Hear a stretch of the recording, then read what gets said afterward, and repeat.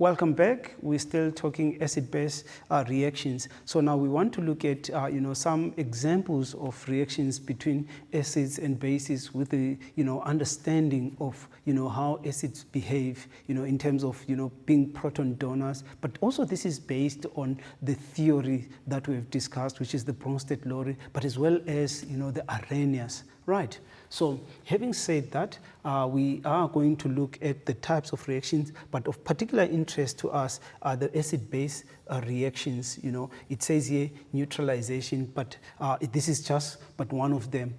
In this case, we are saying that if you react an acid and a base, the general reaction suggests that a salt and water will be formed as the product. So this is it means a salt is any substance that is produced when an acid and a base react with each other. So any acid-base reaction, we would also sometimes alternatively refer to it as a neutralization reaction. So a salt is that product of an acid-base reaction. Very straightforward. So the hydrogen ion in the acid, because the acid is the proton donor, is replaced by the metal cation in the base. So when we talk about a cation, we're talking about a positive ion, right? The charge on this ion is positive. And remember, from the periodic table of elements, usually your transition metals, your group 1 and your group 2, those are your metals. So usually because they lose electrons, so they always exist as positive ions. And these positive ions are what we refer to as the cations, right? Okay, so here's a typical example of an acid-base reaction. Now, what is happening here? We've got hydrochloric acid, which is an acid, as the name suggests. It reacts with sodium hydroxide, now, which is a strong base. So HCl, we also described it or categorized or classified it as a strong acid. When these two react with each other, they form a salt. Okay, so the salt that is produced here is sodium chloride. But in the formation of the salt, the metal cation comes from the base and it reacts with the chloride ions to give us the sodium chloride, which is a salt, and then that's the water. So this is a neutralization reaction. It means then the solution of this product actually has a pH that is around 7. That's what we mean exactly when we say this is a neutralization reaction. So anything that's neutral is a pH that is closer or equal to 7, right? Okay. Now, here's another example of an acid-base reaction, but now we're looking at a polyprotic acid or a diprotic acid, which is sulfuric acid, right? It reacts with another strong base, which is potassium hydroxide. And in potassium hydroxide, which ions are present is very important. When it dissociates, because this is a base, there is complete dissociation, we get the K+ ion as well as the OH-.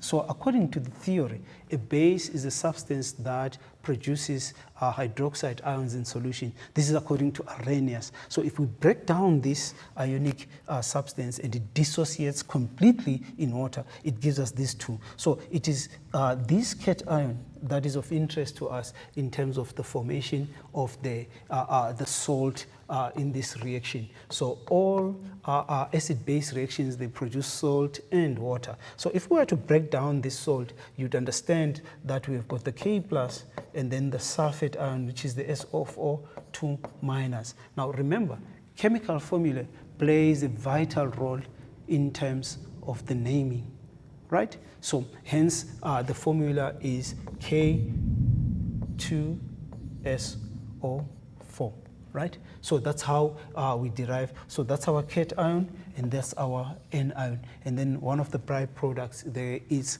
actually water. So this is another type of a neutralization reaction that we can actually think of, right? Okay. Now, the other type of reaction between acids is that acids react with metal oxides to produce salt and water.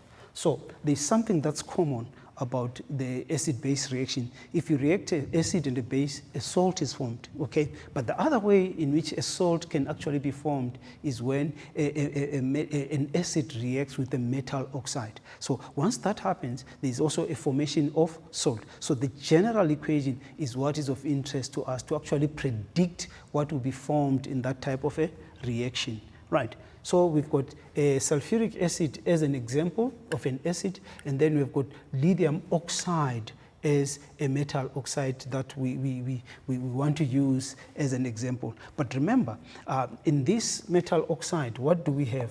We've got lithium, which is actually lithium. It's actually a group 1 metal. Okay.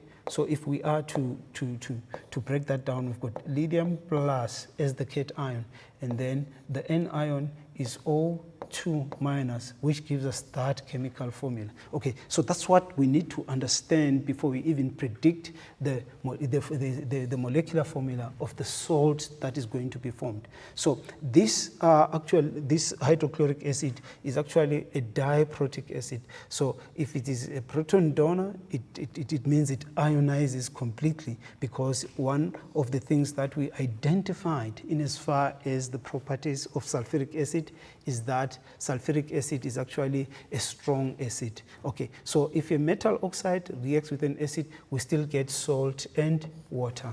Right, so these are different types of reactions that actually take place. We can also talk of a different, metal oxide as an example. We have hydrochloric acid, okay, which is HCl, and then in calcium oxide, which is an ionic substance, we get calcium 2+, okay. So you realize that when we break down these, these substances, we always refer to, the group in which that particular element exists in the periodic table. So group 2 metals, actually, they form cations that are 2+. Group 1, they form, cations that are +1. So that, pattern is something that we need to kind of get comfortable around, okay? So then we've got the oxide, which is 2- there. So if this acid reacts with this metal oxide, we still get a salt, which is calcium chloride, as well as water, right? Okay. Now let's look at reactions that involve acids as well as metal carbonates, okay? So when an acid reacts with a metal carbonate, salt, carbon dioxide, and water are formed, right? So you'd have realized that all these reactions that involve acids, they end up giving us salt as one of the products. But again, this is typically another type of a gas-forming reaction. Why? Because carbon dioxide gas is actually produced, hence we would refer to it as a gas-forming reaction. So the acid that we've used in this case is nitric acid. Pay attention to the chemical formula, very, very important. So this is our nitric acid, right?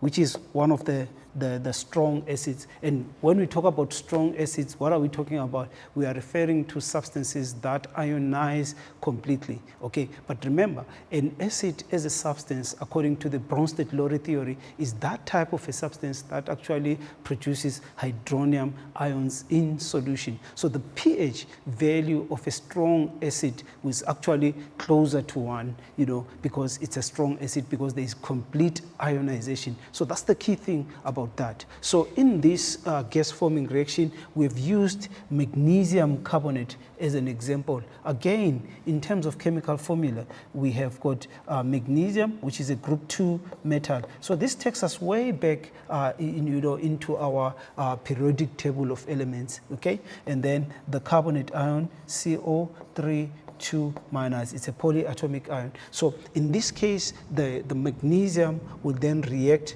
with the nitrate to give us our magnesium nitrate. Take note of the formula there, okay? And always water is one of the products that are produced in this type of reaction, right? So there are quite a lot of these reactions which involves acids, and bases. But what is important for us is to actually be able to understand, the general equation that if you react an acid and a base, it's a neutralization reaction which will give us salt and water. From there on, when it comes to the balancing, the chemical formula needs to be correct. So this not only does not, require or demand our understanding of what exactly will be produced, and we predict the products, but also the issue of the chemical formula is very, very important. So in as far as understanding these very, very important concepts, we need to expose ourselves to a lot of practice, look at even more examples, because these are just one of the few that we obviously thought of when it comes to these types of reaction. Okay, so it's practice, practice, and more practice. So that's the time we had for today. I think we would need to, revise. That's the main thing. Okay, that said, we shall call it a day for now.